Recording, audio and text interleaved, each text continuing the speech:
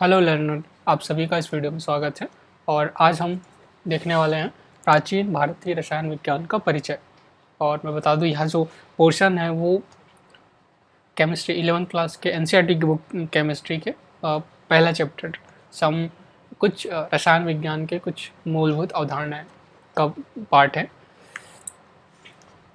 अगर आप NCERT book का अगर आप 11th-12th के स्टूडेंट हैं या फिर आप किसी एग्ज़ाम की तैयारी कर रहे हैं और केमिस्ट्री सब्जेक्ट पढ़ना चाहते हैं, तो होप करता हूँ यह वीडियो आपको हेल्प करेगा। और तो hello everyone, my name is Satish Netan और अभी मैं IIT वाराणसी में पढ़ाई कर रहा हूँ। तो चलो शुरू करते हैं आज का वीडियो। तो प्राचीन भारत में रसायन विज्ञान को रसायन शास्त्र, रसतंत्र, रस क्रिया, रस विद्या जैसे विभिन्न नामों से जाना जाता था। इसमें धातु विज्ञान, चिकित्सा, सौंदर्य प्रदान, कांच एवं डाई निर्माण सहित अनुप्रयोगों की विस्तृत श्रृंखला शामिल है। इसमें बहुत सारे उपयोगों के श्रृंखला शामिल है। तो चलो देखते हैं मोहनजोदाड़ो और हड़प्पा में जो पुरातत्व साक्ष्य हैं उनके बारे में। तो मोहनजोदाड़ो और हड़प्पा में व्यवस्थित उत्खनन से भारत में प्राचीन रासायनिक प्रथाओं के महत्वपूर्ण साक्ष्य मिले हैं।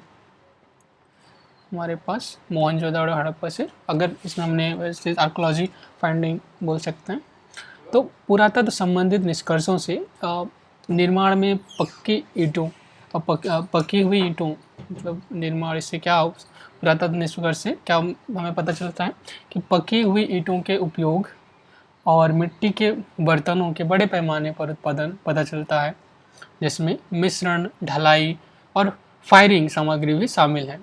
जो पुरातत्व निष्कर्ष है वो हमें बताते हैं कि निर्माण में पहले भी पक्के ईंटों का निर्माण किया जाता था, मिट्टी के बर्तनों का उपयोग किया जाता था, जो हमें उनके मिश्रण, ढलाई और फायरिंग सामग्री का भी पता चलता है इससे।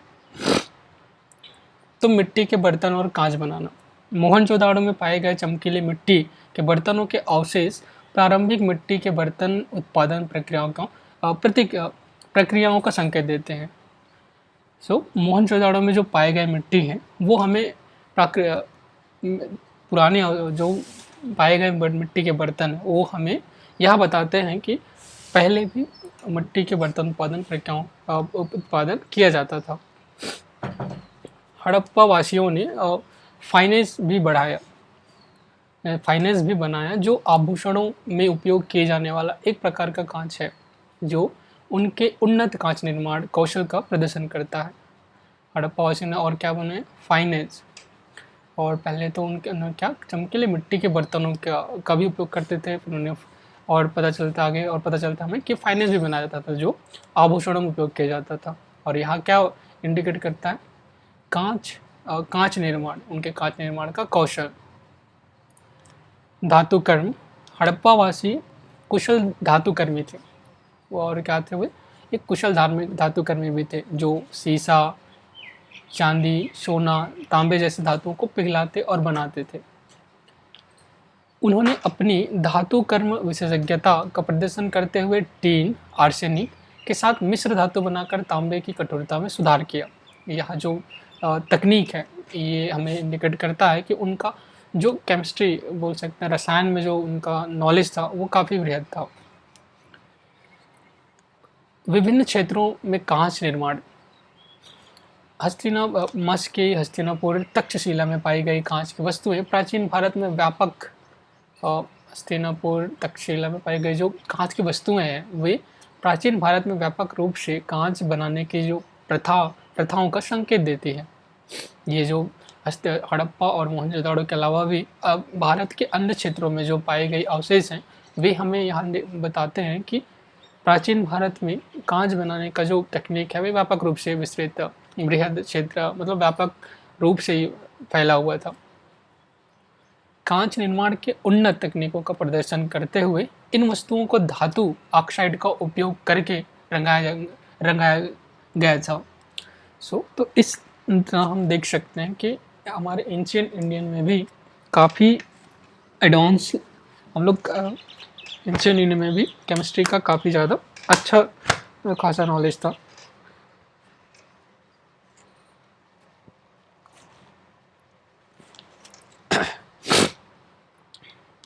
नेक्स्ट तांबा धातु कर्म। भारत में तांबा धातु कर्म का इतिहास ताम्र पाषाणिक संस्कृतियों की शुरुआत से है। साक्ष्यों से पता चलता है कब से तांबा का धातु कर्म का इतिहास कब से, ताम्र पाषाणिक संस्कृतियों से की शुरुआत से है। साक्ष्यों से पता चलता है कि तांबा और लोहा निकालने की तकनीकें स्वदेशी रूप से विकसित हुई थी या फिर विकसित की गई थी।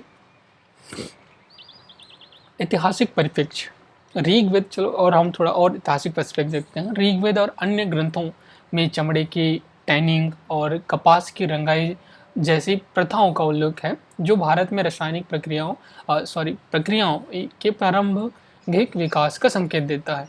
क्या हम देख सकते हैं कि हमारे टेक्स्ट जो फिर ऋग्वेद अन्य ग्रंथों के माध्यम से पता चलता है कि भारत में रासायनिक प्रक्रिया का प्रारंभिक विकास बहुत पहले हो चुका था। उत्तरी भारत के काले पॉलिश वाले बर्तन अपनी अनूठी सुनहरी चमक के साथ उन्नत भट्टी तापमान नियंत्रण को प्रदर्शित करते हैं। अपने जो उत्तरी भारत के क्या काले पॉलिश वाले बर्तन अपनी अनूठी सुनहरी चमक के साथ उन्नत भट्टी तापमान नियंत्रण को प्रदर्शित करते हैं, जो एक रासायनिक रहस्य बना हुआ है। और क्या है एक रासायनिक रहस्य?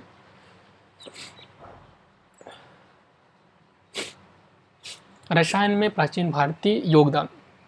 कौटिल्य के अर्थशास्त्र में समुद्र से नमक के उत्पादन का वर्णन है, जो रासायनिक प्रक्रियाओं की प्रारंभिक समझ को दर्शाता है।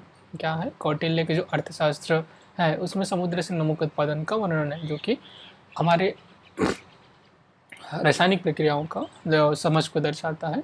वहीं सुश्रुत संहिता और चरक संहिता जैसे ग्रंथों में एसिड, क्षार, धातु यौगिकों की तैयारी पर चर्चा की गई है, जो प्राचीन भारतीयों के बीच रसायन विज्ञान के गहरे ज्ञान का संकेत देता है। फिर कुछ उल्लेखनीय भारतीय वैज्ञानिक। प्रसिद्ध भारतीय वैज्ञानिक नागार्जुन ने रसायन विज्ञान, कीमिया और धातु विज्ञान में महत्वपूर्ण योगदान दिया। उनकी कृति रत्नाकर इसका उल्लेखनीय उदाहरण है। उनकी कृति क्या है? रत्नाकर, जो कि इनका उल्लेखनीय उदाहरण है, इनके जो योगदान है उनका। चक्रपाणी की मरकरी सल्फाइड की खोज और साबुन का आविष्कार प्राचीन भारतीय वैज्ञानिकों की नवीन प्रकृति को प्रदर्शित करता है। जो ये चक्रपाणी की मरकरी एम सल्फाइड की खोज और साबुन का आविष्कार, ये क्या करता है? नवीन प्रकृति, मतलब प्राचीन वैज्ञानिकों की नवीन प्रकृति को प्रदर्शित करता है, इनोवेशन को प्रदर्शित करता है। प्राचीन भारत में वैज्ञानिक उपलब्धियां। अजंता और एलोरा की गुफाओं में पेंटिंग उन्नत वैज्ञानिक ज्ञान को दर्शाती है। क्या अजंता और एलोरा की जो गुफाओं में जो पेंटिंग है वो उन्नत वैज्ञानिक ज्ञान को दर्शाती है, खासकर रंगों और सामग्रियों के संरक्षण में। इससे हमें पता चलता है कि किस रंग और जो सामग्री है उनको संरक्षित रखने में के मामले में कितने बहुत ज़्यादा उनके पास नॉलेज था। वराहमिहिर की बृहद संहिता विभिन्न सामग्रियों और तकनीकों के उपयोग को प्रदर्शित करते हुए प्राचीन भारतीय वास्तुकला और निर्माण प्रथाओं में अंतर्दृष्टि प्रदान करती है। बृहद संहिता कभी फिर है नवाचार और अनुकूलन। भारतीयों ने साबुन बनाने के लिए सरसों के तेल, क्षार जैसी स्वदेशी सामग्रियों का उपयोग किया, जो उत्पाद विकास के लिए उनके अभिनव दृष्टिकोण को प्रदर्शित करता है। प्राचीन भारतीय ग्रंथों में रसायन विज्ञान के बारे में ज्ञान पर प्रकाश डालते हुए प्राकृतिक स्रोतों से इत्र, सौंदर्य प्रसाधन और अन्य उत्पादों की तैयारी का वर्णन किया गया है। अगला है परमाणु सिद्धांत और नैनो प्रौद्योगिकी। 600 ईसा पूर्व के आसपास तैयार किए गए आचार्य कणाद के परमाणु सिद्धांत ने आधुनिक परमाणु सिद्धांत के समान आधुनिक परमाणु जो सिद्धांत है उसके समान पदार्थ के मूलभूत निर्माण खंड के रूप में परमाणुओं की अवधारणा का प्रस्ताव रखा। चरक संहिता चिकित्सा में धातु भस्म राग के उपयोग पर चर्चा करती है, जो प्राचीन भारत में नैनो टेक्नोलॉजी जैसी प्रक्रियाओं की समझ का संकेत देती है। अगला है आधुनिक रसायन विज्ञान में संक्रमण। कीमिया के पतन के साथ पश्चिमी वैज्ञानिक विकास से प्रभावित होकर 19वीं शताब्दी में भारत में आधुनिक रसायन विज्ञान का उदय हुआ। भारत में कब हुआ आधुनिक रसायन? 19वीं शताब्दी में। पश्चिमी चिकित्सा की शुरुआत के कारण पारंपरिक भारतीय दवा पद्धतियों में गिरावट आई, जिससे भारत में रसायन और चिकित्सा विज्ञान में बदलाव आया। जब 19वीं सदी में भारत में आधुनिक विज्ञान आया तो उस समय क्या हुआ, पश्चिमी चिकित्सा की इसके कारण उसको ज़्यादा बढ़ावा मिलने लग गया और उसके क्या हुआ कि भारतीय दवा पद्धति में गिरावट आई, जिससे भारत में जो रसायन और चिकित्सा के क्षेत्र था उसमें काफ़ी बदलाव आया।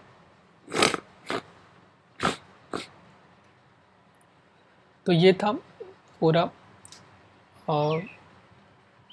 प्राचीन भारतीय रसायन विज्ञान, और उम्मीद करता हूँ यह वीडियो आपको पसंद आया होगा, और अगर आप तो प्लीज़ लाइक बटन दबाएं और सब्सक्राइब करें मेरे चैनल को इसी तरह के और वीडियो के लिए। और अगले वीडियो तक के लिए मेरे वीडियो देखते रहें और सपोर्ट देते रहें। धन्यवाद।